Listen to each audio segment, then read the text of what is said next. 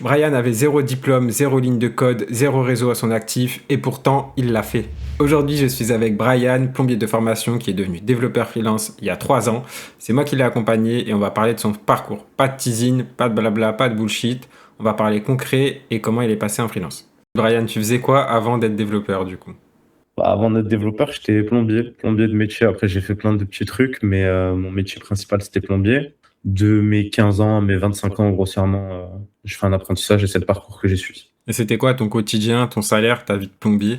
Mon quotidien, moi, je travaille dans des bâtiments, je faisais du bâtiment, je faisais pas du particulier. Donc, on était sous-traitant pour des professionnels, je travaillais en famille. Un quotidien fatigant, forcément, quand tu travailles avec un artisan sous-traitant et sur des constructions aussi conséquentes que des bâtiments de 40 logements, forcément, le seul moment où il te reste un petit peu d'énergie, c'est le week-end. Et à quel moment tu t'es dit j'en ai marre, je veux changer? Et pourquoi le dev et pas autre chose? Je dirais le dev et pas autre chose parce que c'est quelque chose qui me suit depuis que je suis tout petit. Depuis que j'ai 12 ans, j'ai un ordinateur entre les mains et j'ai toujours adoré passer mon temps dessus. Alors c'était plus en termes de loisirs ou de recherche que pour une utilisation professionnelle, mais je m'y plaisais donc j'avais envie de rester dans ce cadre-là qui était quand même plus confortable que le bâtiment. Et c'était la journée de trop, hein, tout simplement, qui m'a fait quitter cet emploi-là. Le dernier emploi que j'ai eu, une journée de trop, hein, une journée où ça s'est mal passé pour moi, où je me suis dit que j'avais pas envie de continuer là-dedans. Et comme je t'expliquais, je travaille en famille, je travaille avec mon grand frère en l'occurrence, et en le voyant vieillir et très mal vieillir, du coup, c'est aussi quelque chose qui m'a poussé à fuir le métier, tout simplement. Du coup, quand tu m'en as parlé, que tu voulais passer freelance, enfin passer développeur, parce que même avant de passer freelance, tu voulais juste passer développeur. Et quand tu m'en as parlé, tu y croyais vraiment ou c'était un délire où tu t'es dit vas-y j'essaye Bah, franchement, pour être honnête, non, je croyais pas du tout. Ça me paraissait assez inaccessible comme métier, et puis je savais pas du tout si j'aurais les capacités d'y arriver un jour. Et jusqu'à même très récemment, hein, 3 ans, ben bientôt 4, même 5 ans plus tard maintenant aujourd'hui, bah des fois j'avais encore ce petit truc de me dire est-ce que c'est bien réel? Est-ce que demain je vais réussir à retrouver un emploi? Bon, aujourd'hui ma situation est plus que stable, donc le doute est parti, mais non, c'est vrai que c'est quelque chose auquel je croyais pas du tout au début. Et c'est quoi qui t'a fait le plus peur du coup? Parce que tu dis que ça te faisait peur et qu'aujourd'hui tu y crois pas encore. Et du coup, c'est lié à une peur. C'est quoi qui te faisait le plus peur au moment où tu t'es dit ok, j'y vais? Bah, en fait, il y a deux choses. La première, c'est cette espèce de peur d'être un imposteur et de se retrouver face à des situations où on se dit qu'on va juste pas y arriver, tout simplement. Et ce qui touche à l'aspect freelance plus que l'aspect CDI, c'est l'instabilité. J'ai deux enfants, une femme, une situation. Mais je me suis dit, bah, comment je vais gérer si jamais je me retrouve sans mission pendant 2 mois? Comment je vais gérer ma trésorerie? Comment on quitte un monde où on a un salaire fixe qui tombe tous les mois, même s'il est plus maigre, à un monde où on peut vivre des instabilités, des périodes difficiles et comme de très bonnes périodes aussi, du coup. Et quand tu t'es lancé, ils ont dit quoi justement ta famille, tes amis? Est-ce qu'ils ont eu les mêmes peurs que toi? Pire? Ou est-ce que ils t'ont encouragé à y aller? Alors, je dirais que c'est plus. Alors, c'est ta famille, donc forcément, il y a de l'encouragement. Ils veulent pas te descendre non plus, mais après, c'est un ressenti. Tu sens quand ta famille, elle est pas en accord avec toi et qu'ils trouvent que c'est une mauvaise idée. Et ouais, non, c'était plus négatif que positif, dans le sens où chez moi, tout le monde est partisan du CDI ou du métier très concret du plombier, du menuisier, avec des métiers qui ont des roulements concrets depuis des centaines d'années. Donc non, les réactions elles étaient assez négatives, ouais, au départ. Ouais, négative et en plus, ta famille elle veut te protéger à la base et donc si elle a peur qu'à un moment ça s'écroule, même pour toi, bah ils vont avoir ce côté un peu protecteur. Ils vont pas t'empêcher de le faire parce qu'ils ont quand même envie que tu réussisses. Mais mine de rien, la décision elle t'appartient parce que imagine si demain tu le fais pas parce que ta conjointe ou ta mère ou ta famille elle te dit bah non vas-y pas ça me fait trop peur et que toi derrière t'as cette peur du regret toute ta vie te dire bah en fait c'était mon rêve et je l'ai pas fait, t'as cette Ouais, responsabilité là aussi à décider oui, toi-même. puis oui, puis c'est vrai, puis venant de leur part, ça part d'une bonne intention, parce que comme tu l'expliques, c'est de la protection purement, et c'est une envie de bien faire, et on parle souvent la famille. Alors en l'occurrence, je vais peut-être parler des parents, par exemple, qui ont été éduqués dans une autre génération qui est très différente. Enfin, le changement entre aujourd'hui et quand eux étaient jeunes est tellement colossal et différent que ce qui était la bonne voie à leur époque n'est peut-être plus la bonne voie aujourd'hui, ou en tout cas la bonne voie. Il n'y a pas vraiment de bonne voie, mais la voie qui peut convenir. Aujourd'hui, il y a beaucoup plus d'options et c'est des options qui font peur. Des gens qui ont été en CDI toute leur vie, quoi. Et quand tu t'es lancé, du coup, est-ce qu'il y a des moments où tu as eu envie d'abandonner, où tu t'es dit, ouais, là, c'est trop dur, en fait, je me suis embarqué dans un truc où je vais pas assumer Une fois que j'ai été en poste ou une fois ou avant? les deux. J'imagine qu'il y a les deux, forcément. Avant, juste quand tu arrives en bas du bâtiment de ton premier client et que tu te retrouves sur une place, en l'occurrence, c'est une des places les plus chères de Montpellier, et que tu vois le bureau avec le gros cadre, tu te dis, bon, qu'est-ce que je fais là? Moi, à la base, je suis là, mais il n'y a personne dedans, je fais des réparations et je m'en vais. Une envie de faire demi-tour, déjà, avec la peur. Et après, ouais, ma première mission, elle était un peu dure. Je me suis retrouvé à faire un gros refacto sur un projet complet où je me suis retrouvé seul référent technique et aucun contact avec les anciens développeurs et des fichiers de 1000 lignes. Donc, ouais, j'ai eu envie d'abandonner un paquet de fois, ouais. Je suis passé par là plein de fois. Et même avant ta première mission, le fait de justement de chercher des missions, de trouver, d'apprendre le dev, carrément, parce qu'en plus, toi, t'es pas appris des choses faciles. T'as tout de suite été avec moi et je t'ai appris les bonnes pratiques, les pratiques craft, la clean architecture, les tests, le TDD. T'as vu énormément de choses alors qu'à la base, t'étais pas dev. Est-ce que à un moment, tu t'es dit, ouais, là c'est trop, en fait, c'est pas pour moi. Moi, je suis plombier à la Bah, base. dans l'apprentissage, tu l'as vu, parce que c'est quelque chose qui a duré quand même quelques années. C'est pas quelque chose qu'on a fait en one shot. Ça a été plusieurs épisodes entre nous où on a bossé ensemble. Donc, forcément, ouais, il y a même eu des périodes où j'ai abandonné, où j'y suis revenu plus tard parce que c'était trop. C'est beaucoup d'infos à digérer, beaucoup de choses à apprendre. C'est un gros avantage d'être avec toi, mais en même temps, la difficulté, c'est d'arriver à suivre. Du coup, tu te retrouves noyé sous les informations à un moment, et si tu es mal organisé, tu perds vite le fil. Donc ouais, il y a eu des petits abandons, mais comme je disais, aujourd'hui on en est là et j'ai trop de travail, je sais plus quoi en faire du travail, donc Ah bah ça, c'est une bonne c'est le nouvelle. bon côté. C'est un problème de C'est le bon riche. côté des choses. Oui, c'est un problème de riche, ouais. C'est la richesse de la paix d'esprit, je dirais, sans même parler d'argent, parce que l'argent c'est bien, mais ça achète pas tout, mais le confort de travail et la tranquillité d'esprit, par contre, ça vraiment, ça a pas de. Je trouve que ça a pas de prix. Ça vaut plus que 10 ou 15 000 euros de chiffre d'affaires, hein. Ouais, je suis d'accord avec toi. L'argent, c'est la conséquence d'eux. Et en fait, c'est la conséquence du travail acharné et de la passion et d'avoir envie de bien faire et de gagner cette liberté, justement. Mais c'est sûr qu'après, une fois que tu as goûté à ce confort, et pas que de l'argent, mais tout ce qui va avec, bah forcément, Ouais, tu as plus envie de retourner en arrière. parce qu'il y a des choses dont on parle pas forcément, mais comme tu l'expliquais, je parle d'un métier qui est socialement pas très élevé, dans le sens où la reconnaissance vis-à-vis d'un plombier n'est pas la même que pour un ingénieur. Ça s'entend, c'est pas les mêmes études, même si tous les deux ont la même importance. Mais c'est aussi un confort de vie dans le moment où on se présente, dans la considération, dans les gens qu'on rencontre, dans les événements auxquels on est invité. Donc ce confort-là, et c'est vrai qu'il a limite plus de valeur que le pécunier directement, ouais. C'est vrai, ça, j'y avais jamais pensé. Moi aussi, je viens du bâtiment et j'étais maçon.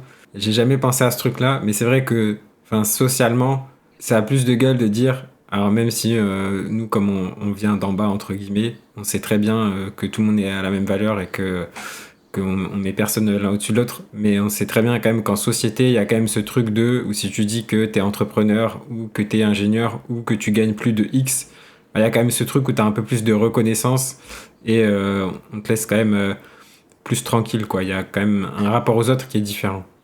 Ouais, et puis si on parle après, si on parle purement d'un point de vue business, c'est quand même plus simple de se vendre en tant qu'ingé que de se vendre en tant que plombier. Ah ouais, ça c'est sûr. Je trouve la démarche beaucoup moins complexe. C'est le plombier, tu en as 25 qui sont sur le même devis que toi, avec qui tirent les prix au plus bas. Et alors que quand t'es dev, voilà, tu rencontres un patron de start-up, le gars qui a monté son coffee shop et qui cartonne et qui a envie d'avoir une application. Et c'est quand même plus simple de businesser, de s'intégrer dans des business et de taper large. Donc c'est aussi cette évolution sociale-là, qui est pas que parce que le business de la plomberie reste un business très rentable, hein, attention, mais c'est quand même pas les mêmes opportunités, quoi. Ouais, surtout qu'en ce moment, les métiers du bâtiment là, et du tertiaire, là, ils augmentent un peu, notamment avec l'IA. Est-ce qu'on va se faire remplacer? On ne sait pas. Spoiler alert, c'est non, mais du coup, c'est super intéressant parce que, effectivement, même s'il y a beaucoup de concurrence dans les métiers du dev et encore plus maintenant avec l'arrivée de l'IA, de Claude Code, etc., bah, ce que disait Brian, c'est juste, c'est qu'en fait, si tu as un bon positionnement et que tu as déjà pas mal de clients, pas mal de CV, que tu connais les techniques et que tu sais comment démarcher, prospecter, bah, tu peux tirer ton épingle du jeu et à ce moment-là, bah, t'as aucun souci à faire tes 5, 10, 15 000 euros de chiffre d'affaires. Ouais, moi je voudrais quand même revenir sur ce que tu viens de dire en disant qu'on avait plus de concurrence avec l'IA. Moi je trouve que c'est l'inverse parce que il y a beaucoup de gens qui veulent se lancer dedans mais qui tournent vite au ridicule. Je vais te donner un exemple très récent de cette semaine. Je rencontre un gars, du coup l'histoire du coffee shop. J'ai vraiment rencontré ce gars qui a ce coffee shop, un coffee shop à Marseille qui tourne très bien. Et il me dit qu'il a été énormément démarché par beaucoup de boîtes de dev pour des sites, de l'IA, etc. En fait, il a reçu des trucs tellement génériques qu'il m'a dit tout ce qu'ils font, ça se ressemble, c'est tous les mêmes sites, tout est pareil, j'en veux pas, ça m'intéresse pas. Et moi, il avait vu un site que j'avais fait pour un client particulier que j'ai fait, il a adoré le site parce qu'il y avait une vraie DA posée dedans et des vrais choix tranchés, de l'animation, etc. Enfin bref, j'avais essayé de faire quelque chose de vraiment bien. Et j'ai récupéré le client comme ça et on a récupéré du design, on a récupéré de la DA de ses prochaines marques, il veut faire son site web, son application fidélité, etc. Donc l'IA, moi personnellement, je trouve qu'elle me facilite mes ventes plus qu'autre chose. Aujourd'hui, on a eu toutes les agences produisent exactement la même chose et c'est plutôt bien pour les développeurs isolés comme nous. On tire plus facilement notre épingle du jeu. En tout cas, c'est mon point de vue personnel. C'est sûr, ouais, je suis d'accord avec toi, mais du coup, il faut être très bon et sortir du lot, justement, pour pas rentrer dans ces développeurs génériques. Et c'est ce que j'explique souvent, justement, c'est qu'en fait, bah, si t'es bon, ça va t'augmenter à fond et tu vas être plus productif et tu vas pouvoir faire beaucoup plus et de meilleure qualité. Mais par contre, si t'es moyen, plutôt faible en termes de niveau, bah forcément, ce que tu vas produire, ça va être médiocre. Et la médiocrité va s'amplifier avec l'IA. Et du coup, bah, en fait, comme tu dis, Brian, dès que tu tires ton épingle du jeu parce que toi, tu fais la différence, bah là, c'est porte ouverte à toutes les missions. Et du coup, c'est trop cool. Ouais, mais l'avantage du coup qu'ils ont aujourd'hui, les développeurs qui sont peut-être un peu moins expérimentés que nous, ou qui ont commencé plus récemment, il y a 2-3 ans, qui viennent de sortir d'études, parce qu'il faut pas qu'ils se découragent non plus en se disant, bah voilà, les seniors, ils vont tout voler et nous, on n'arrivera plus jamais à apprendre du travail. La réalité, c'est qu'aujourd'hui, l'apprentissage que nous, on devait faire il y a 5 ans, qui était complexe, où la moindre ligne de code, le moindre petit truc pouvait tout te faire bugger juste parce que tu connaissais pas un détail de ce langage-là que tu avais oublié de voir dans la doc. Eux, ils peuvent se concentrer sur des sujets d'architecture, sur des sujets qui ont vraiment de la valeur ajoutée, là où il faut vraiment de la technicité, en étant moins sur bien faire sa boucle et pas oublier. Je sais pas quel exemple je pourrais te donner, C'est mais sûr, on est loin de tu vois ce que l'époque où je veux tu dire. as oublié ton point virgule en C++ et que ton IDE, il te le dit pas Voilà, encore, ça exactement. c'est Ouais. sûr. Mais ouais, je pense que les juniors, ils ont encore leur place, hein. Après, en freelance, peut-être un peu moins. Je pense en dessous de 3 ans d'XP, il vaut mieux, si possible, partir en CDI et faire ton expérience dans quelques boîtes pour avoir déjà des références au moment où tu passes en freelance. C'est quand même assez compliqué en tant que junior. C'est pas impossible, mais on va pas se mentir, c'est pas la majorité qui. Bon, après, je suis quand même le cas inverse parce qu'on peut s'en parler. Moi, les références, la première grosse référence que j'ai eue, c'est un client qu'on a fait ensemble, toi et moi. Ouais, bah on peut y venir. Alors, du coup, sur Ouais, on peut y l'accompagnement, venir. parce que là, tu me fais Ouais, la c'est vrai. transition parfaite. Du coup, je t'ai accompagné, Brian, il y a 3 ans à peu près, peut-être un peu plus de 3 ans maintenant, pour À justement plusieurs faire reprises. ouais, à plusieurs reprises, même à différentes étapes de ton parcours. Du coup, aujourd'hui, bon, bah, tu as un freelance accompli. Et du coup, comment ça s'est passé, cet accompagnement? Qu'est-ce qu'on a fait ensemble? Concrètement, on a fait quoi? Alors, l'accompagnement, il a été très large de par notre amitié naturelle, mais donc il y a eu tout ce qui a touché à ma formation au dev initialement, où tu m'as beaucoup accompagné. Et si on parle un peu plus vraiment du passage sur le freelance et de la concrétisation de l'expérience, ça a été sur déjà la recherche de mon premier client, qui était donc cette fameuse agence dont je parle, où j'arrive en bas et j'ai envie de faire demi-tour. C'est le premier qu'on a trouvé. Donc, ça a été sur la création des profils sur Malte, la création du CV, parce qu'on avait quand même une recherche large. Pour moi, on n'était pas que dans une recherche freelance, parce que je cherchais à mettre le pied à l'étrier, mais c'est le freelance qui a le mieux marché pour nous. Donc, ça va bien dans la DA de ce que tu proposes. Et ensuite, ça a été l'accompagnement tout le long parce que c'est bien de trouver le premier client, mais ça a été le plus dur, c'est de réussir à assumer cette première mission. On est un peu paniqué tout seul, comme on l'expliquait avant. Du coup, ton accompagnement, il a beaucoup tourné autour de toute cette gestion client, en fait. Tu m'as plus aidé sur le code, comme je l'expliquais par notre amitié, mais sur la gestion client, mes rapports avec lui, comment je pourrais lui présenter les choses pour que ça passe mieux, comment je devrais négocier mes prix. Je me suis fait engueuler parce que j'avais négocié trop bas d'ailleurs, je m'en rappelle. Mais ouais, ça a été beaucoup sur le relationnel client, la recherche et l'approche à avoir avec eux. Ouais, c'est vrai ce que tu dis. Aujourd'hui, le code, c'est vachement important, mais ce que les développeurs ont du mal à comprendre, c'est que pour passer freelance, c'est pas qu'une question de code. Et je pense que même en CDI, si tu veux évoluer, c'est pas qu'une question de code, mais il faut profondément s'intéresser au produit, à la relation client, à comment ça fonctionne en fait dans sa globalité, un projet informatique. Et c'est ça qui va faire justement que tu vas être capable de signer, que tu vas être capable de délivrer et de faire mieux que les autres et donner envie aussi à ton client de continuer à travailler avec toi, tout simplement. Oui, et puis la communication, ça devient un gros point parce que c'est vrai que quand on est en entreprise sur une équipe de 10 personnes, bon, il y a une chaîne de communication qui se fait naturellement. Mais là, il y a toute une communication à gérer. Donc, il y a la communication sur la gestion des projets. Si tu travailles seul avec ton client, par exemple, ce qui a été mon cas pendant longtemps, où j'étais le seul développeur, tu as la communication au niveau de ta facturation qui peut être compliquée parce que c'est malgré le fait que les clients aient l'argent pour te payer et qu'ils sont au courant, ça reste toujours un petit point de friction, la facture. Tous les freelances, on vit avec, on est au courant. Et peu importe la taille de l'entreprise, on a tous ce point de friction. C'est apprendre à gérer du coup les relances, comment bien faire, un client qui traîne 2 mois, comment est-ce qu'on le gère, parce que ça nous est arrivé, hein, on l'a vécu. Même des factures qu'on traînait 2 mois et demi, ça a été compliqué de se faire payer. Donc ouais, c'est vraiment moi je dirais que la difficulté pour un développeur qui est établi dans son métier techniquement parlant, c'est d'apprendre à gérer toute cette communication qui, au final, prend beaucoup de temps et devient limite plus énergivore et plus prenante et plus rentable aussi que l'activité de développement directement, quoi. C'est quoi le truc où tu t'es dit pendant l'accompagnement, ah ouais, ça vraiment, j'aurais pas pu le faire tout seul?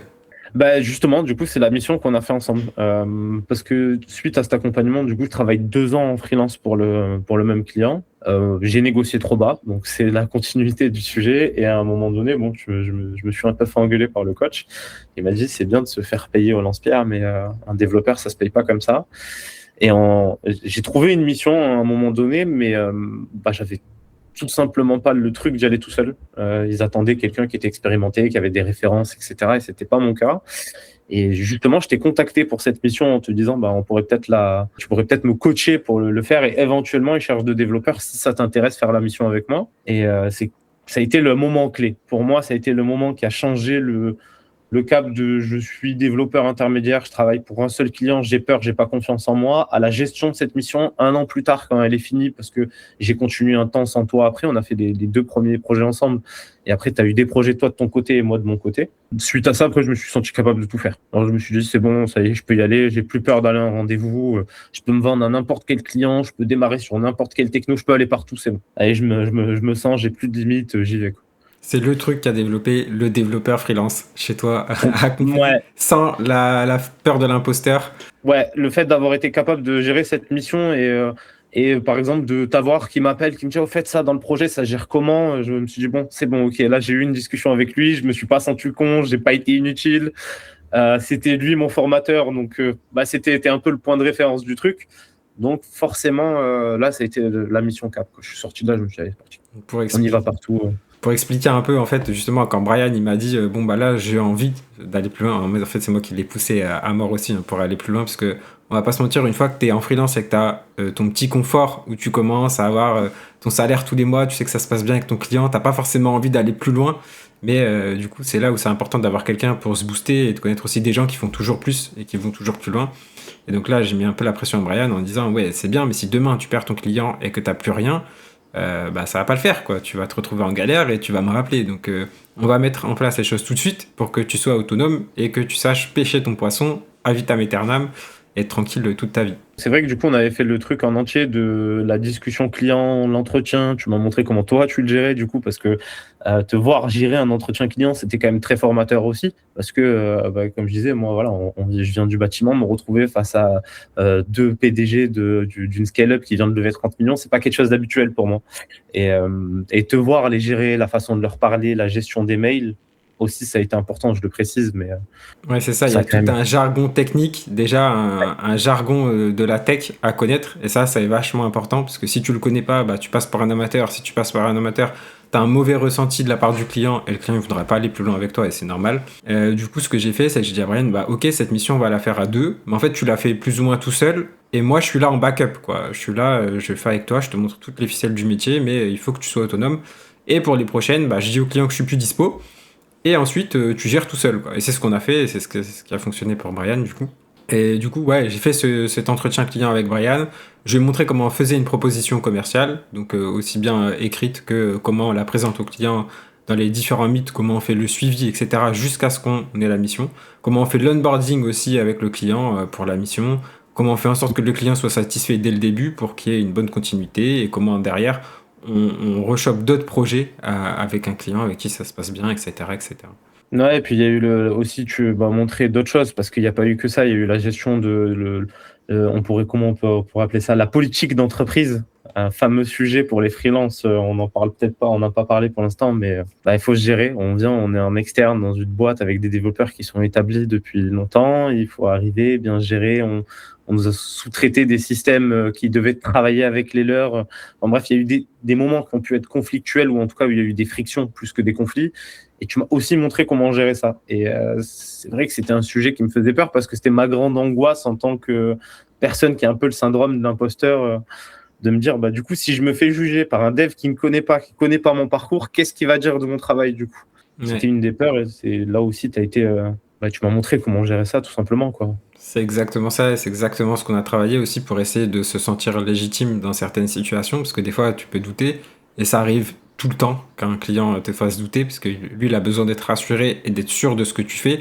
Alors si déjà toi t'es pas sûr et que tu lui dis ok moi j'ai vu dans le code ça fait ça, c'est sûr que c'est ça et ça doit marcher, et le problème du coup il vient pas du code mais il vient d'une source extérieure, le client va te dire non, moi j'ai confiance en mon système, c'est ton truc qui marche pas. Et du coup là c'est important justement de garder son sang-froid, de garder son calme et d'être factuel et justement d'aider et d'accompagner et de démontrer au fil de l'eau que non c'est pas possible parce que voilà on a mis des logs à tel endroit, ça renvoie ça, donc on va tester ensemble, et d'accompagner aussi le client dans des moments critiques pour gagner des points et pour montrer justement qu'on est volontaire et qu'on a envie de bien faire les choses.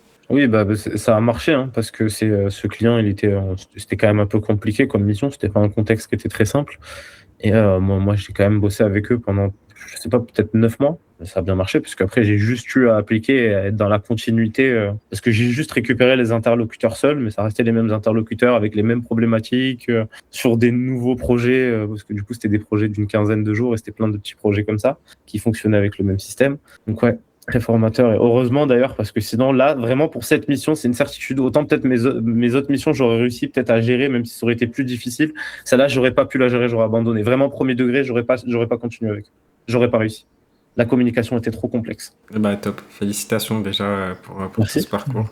Et ça fait combien de temps du coup maintenant que tu es en freelance là, si on parle de... Ça va faire 5 ans du coup que je suis en freelance. La conclusion un petit peu de tout ça, parce que je suis le bon exemple parce que c'est un très long suivi. La finalité, c'est que je rebosse pour mon premier client. Sauf que j'ai fait doubler mon TGM du coup entre-temps. Donc c'est un petit peu mieux, un petit peu plus sympa, et j'arrive du coup mieux à gérer la communication avec lui aussi. Même pour ma première mission, la suite a apporté beaucoup de cadres et du coup m'a donné de la légitimité. C'est vrai que c'est pas simple d'appeler un client en lui disant écoute, tu me doubles mon TGM ou j'arrête. Bon, je l'ai pas dit comme ça a été amené bien sûr bien plus proprement, mais ça m'a permis de faire ça et ça a été accepté très facilement. Il était même prêt à me le tripler, le TGM. Donc merci Valentin. Génial, comme on dit, des problèmes de riches. Et est-ce que tu regrettes un peu la plomberie, ta vie d'avant? Ouais, ça arrive. Pour être honnête, ça arrive que des fois ça me manque. Des fois, cette ambiance un petit peu légère, parce que le bâtiment, c'est quand même une légèreté. C'est des gens ils sont là pour gagner leur argent, ils rentrent chez eux. C'est la grillade du vendredi à midi, quoi, qui est très, très simple. Mais non, je regrette pas le changement, et pour rien au monde, je retournerai dans le bâtiment. C'est la seule chose que je regrette, les bons moments, les camarades et les réussites. Quand tu arrives au bout d'un an et que tu vois le bâtiment debout, tu te dis, bon, j'y suis pas pour rien. Mais non, jamais de la vie. Je ne quitterai plus jamais le monde de la tech, sauf peut-être pour créer une ferme quand j'en pourrai plus d'explorer mon métier, comme beaucoup font. Après, une grillade avec le client, ça peut se faire aussi, éventuellement, c'est plus compliqué. C'est pas tout à fait la même ambiance qu'avec Kevin et son plâtre partout sur lui, assis sur une... C'est pas la même ambiance, c'est différent. Non, c'est pas... Ça reste très agréable, hein, j'apprécie manger avec mes clients, mais c'est pas tout à fait pareil. Merguez charbon, grid caddie, c'est pas trop l'ambiance de la tech, ouais. Voilà, ça, la merguez de Lidl. Et du coup, c'est quoi ton quotidien aujourd'hui vs avant? Mon quotidien aujourd'hui... si on devait se parler d'aujourd'hui, Vincent, je bosse 2 fois plus, si ce n'est 3 fois plus. C'est dû à l'arrivée de l'IA, principalement. Comme beaucoup, j'arrive pas à me gérer et je pars dans tous les sens. Mais sinon, ouais, voilà. Moi, je travaille en full remote. Je fais très peu de présentiel. Je me présente chez client une fois toutes les 2 semaines pour valider un projet avant de le déployer ou autre, mais sinon très peu. Je me gère. Je m'écoute. Si je devais parler de mes journées, c'est je m'écoute. Je me lève le matin. Si j'ai envie de bosser pour client A à 9h, je bosse pour client A. Et si j'ai envie de travailler sur projet perso C, ben, je travaille sur projet perso. Et je gère mon planning comme ça, et de la maison, et je suis libre. Ah, ma journée, c'est de la liberté. Si à 15h, j'ai envie de partir voir ma mère, je pars la voir. Je bosserai de 19 à 21h, c'est mon problème. Ouais, carrément. Ça, je pense que c'est le gros avantage du freelance. C'est ma richesse, hein. Plus que l'argent, ma richesse, elle est là. C'est ta famille, elle a besoin de toi, tu y vas. Tu t'en peux plus, tu as besoin de souffler, tu souffles. Après, toujours avec les contraintes clients, bien sûr, il y a des fois Bien où sûr, avec les contraintes clients. Après, moi, comme j'expliquais, je travaille seul avec mon client, donc c'est quand même différent. Je suis c'est pas plus dans une simple. équipe qui est cadrée par des sprints, etc. Mais c'est vrai qu'en entreprise, chez client grand compte, ce serait pas exactement pareil. Et si aujourd'hui tu voulais parler à un dev en CDI qui hésite à passer freelance, un dev avec des compétences, imagine-toi là, il y a 5 ans en arrière, même 3 ans en arrière, et tu te dis, ok, bah là, parce qu'il y a 3 ans, du coup, tu avais les compétences. J'ai les compétences, mais j'hésite à me lancer. Qu'est-ce que tu lui dirais? Qu'est-ce que je lui dirais? C'est une bonne question. Je lui dirais que le CDI, c'est sympa. Ça a un bon côté, c'est vrai, parce que cette sécurité et ce confort, voilà, ça, c'est un confort. Mais lance-toi. Lance-toi parce que en fait, le problème du CDI, c'est qu'il y a un plafond de verre. Voilà, c'est ça. Le CDI, tu peux évoluer dans ta carrière, tu peux atterrir sur des salaires très séduisants, mais ton évolution, elle sera bloquée à un moment donné. Tu pourras t'investir autant que tu en as envie. Le plafond est là, il est là, on ne pourra pas pousser les murs. Alors qu'en étant freelance, bah, le truc, c'est que tu peux pousser les murs. Et à un moment donné, tu peux te réveiller un matin et dire j'ai envie de faire évoluer mon activité, j'ai envie de faire un truc complémentaire en plus, j'ai envie de monter mon side projet et de le faire passer directement sur ma boîte, point. Et tu peux. Et bah, moi, je vois aujourd'hui, ça m'ouvre de plus en plus de portes. Donc, je suis en train justement d'être dans la deuxième transition où je suis en train de passer du freelance, je dirais, à l'entrepreneur plus qu'au freelance. Mais lancez-vous. Lance-toi, n'aie pas peur, tu vas pleurer, tu vas crier de joie, tu vas repleurer le lendemain où tu as crié de joie, mais tu vas y arriver et tu seras fier de toi. Et à un moment donné, tu finiras par retrouver une stabilité qui est au final bien plus confortable que dans un CDI parce que, comme on le dit, bah, le CDI, tu as le plafond de verre du salaire, etc. Et de la localité et de tous les problèmes que ça peut engendrer malgré le confort. Mais quand on arrive à passer du coup ce cap-là et qu'on commence à gagner 1000, 2000 euros de plus qu'en CDI, bah là, il y a une vraie différence qui se fait ressentir et bah, elle n'est pas limitée, on peut aller encore plus loin. Donc là, le confort devient... Du coup, retourner en CDI me paraît aujourd'hui inconfortable. Ouais, Et je me dis, ok, je vais retourner en CDI, mais je vais gagner 2005 ou 3000 si je négocie bien mon truc. Et je vais être bloqué avec mes 5 semaines de vacances. Non, j'en veux pas, ça me merci. ouais, je suis d'accord avec toi. Je suis bien en freelance. Sur plein de points, je suis d'accord avec toi parce que une fois que tu as atteint ta vitesse de croisière en freelance, c'est dur de retourner en arrière. Et le truc le plus chiant en CDI, c'est que tu perds ta capacité d'investissement. En fait, en freelance, tu as un tel confort pour lancer des business. Alors, si tu es un peu foufou et que tu aimes bien tenter plein de trucs, si tu veux faire du e-commerce, des projets SaaS, des side projects, etc., et bah là, c'est pas gênant de prendre des sommes assez conséquentes et de faire des tests parce qu'en fait, ça coûte pas si cher que ça quand tu es en freelance. Et même sur la formation, si tu as envie de te former à un moment sur la vente et que tu as envie de prendre une formation à 3000 euros ou un accompagnement ou peu importe, où tu as le développeur de tes rêves qui fait une formation, je sais pas, en Slovénie, bah tu peux y aller quoi. Tu n'as pas besoin de demander la permission pour Ouais, avoir un package qui est ouais, c'est impossible vrai à que avoir en CDI. c'est vrai que j'ai pas parlé de la fiscalité sur ce point-là, sur le côté matériel, etc. Mais comme tu le dis, il y a tous ces sujets-là. Et puis le sujet matériel, on peut en parler. Moi, je fais un peu d'IA pour moi, du MCCFR. Donc, c'est quelque chose qui tourne autour du poker où j'ai besoin de machines assez conséquentes en termes de calcul. Et je me retrouve à donner des sommes astronomiques à Google pour un projet personnel, du coup, parce que moi, je suis pas, je suis en micro-entreprise. C'est vrai que la question se pose aujourd'hui pour moi de faire le changement de statut parce que je me dis à dépenser 250 euros chez Claude, 250 euros chez Codex, 500 euros chez Google, bon, c'est de l'argent que je pourrais peut-être regagner derrière. Au final, ce serait plus rentable pour moi. Donc, c'est vrai que c'est aussi ce côté-là. Vu que je n'étais pas concerné, c'est pas le premier sujet auquel j'ai pensé. Et quelqu'un qui dirait justement je suis pas assez bon. Toi tu l'as vécu en plus te dire je suis pas assez bon. Oh, mais je l'étais clairement pas en plus. Hein. Non, mais Clairement il y avait des phases où tu l'étais pas. Forcément tu partais de je zéro. l'étais clairement pas. Je l'étais clairement pas quand j'ai pris ce projet, que je me retrouve là dans cette catastrophe de code. Moi, je pense que quelqu'un qui s'estime pas assez bon, voilà, aujourd'hui, comme on le disait au début, en 3-4 mois, tu peux apprendre les patterns principaux, tu peux apprendre beaucoup de choses sur l'architecture, tu peux te réconforter. Et si tu as besoin de te réconforter, réconforte-toi avant d'y aller et vas-y. De toute façon, c'est qu'en étant confronté, seul, lâché dans le grand bain, que tu apprendras à faire mieux. Donc, si tu vas pas, bah, tu nageras jamais. Tu continueras de patauger toute ta vie et si tu veux nager, il faut aller là où tu as papier. Je suis d'accord. Si tu veux passer freelance et que tu sais pas exactement comment faire et que tu te dis j'ai peur, j'ai pas les compétences, bah en fait évalue tes compétences et un plan d'action clair, prépare ta transition et ouais, saute pas peut-être non plus comme un fou parce que j'en vois aussi beaucoup des freelances qui ont pas trop d'XP qui font ça et qui se retrouvent sans mission parce qu'ils ont pas de méthode, etc. pendant 1 mois, 2 mois, 3 mois. Après il faut justifier le trou sur son CV et après ils arrivent même plus à trouver de CDI parce que ça fait 1 an qu'ils étaient en train de chercher une mission freelance et là c'est catastrophique quoi. C'est vraiment le scénario que tu veux pas. C'est important de Ouais. bien préparer sa transition aussi en amont et d'y réfléchir, quoi. Ouais, c'est vrai, c'est pour ça que je disais, faut se former, faut pas hésiter. S'il y a un trou technique à un endroit et qu'on le ressent, bah, achetez un bouquin, maintenez votre CDI 1 mois de plus si nécessaire, 2 mois, 3 mois, 4 mois, bossez le week-end, bossez le soir. Et quand vous sentez que le gap technique qui peut être éventuellement bloquant est parti et que vous avez votre stratégie pour vous lancer, votre recherche de clients et éventuellement quelqu'un pour vous accompagner, bah là, c'est effectivement le bon moment. Mais faut pas hésiter. Faut quand même être prêt à franchir le cap et à prendre des risques parce que bah, c'est pas de risque, pas de bras, pas de chocolat. C'est une réalité, quoi. Et allez, pour le mot de la fin, qu'est-ce que tu aurais aimé qu'on te dise avant de démarrer? Avant de savoir tout ça, est-ce que tu te serais lancé si tu savais tout ça? Je suis pas sûr. Si tu savais la difficulté Non, franchement, non, je me serais lancé. Peut-être pas le jour où j'ai commencé à apprendre à dev, mais je me serais lancé après par la suite, 2, 3 ans après, ouais, sans hésiter. Qu'est-ce que j'aurais aimé qu'on me dise? C'est une très bonne question, Valentin. Qu'est-ce que j'aurais aimé qu'on me dise? D'avoir confiance en moi. Je pense que ça aurait Confiance au été de bon. coach. Confiance au coach. Ouais, confiance en moi, confiance au coach. Non, mais c'est vrai parce que le manque de confiance m'a quand même beaucoup ralenti dans mon parcours et j'aurais aimé qu'on me dise, bah, t'es pas un abruti, tu codes très bien et c'est pas juste ton pote qui dit que ce que tu fais c'est bien pour te faire plaisir. Carrément. Je pense que ça aurait été ça que j'aurais aimé qu'on me dise. Ça aurait eu beaucoup plus d'impact qu'un conseil financier ou autre.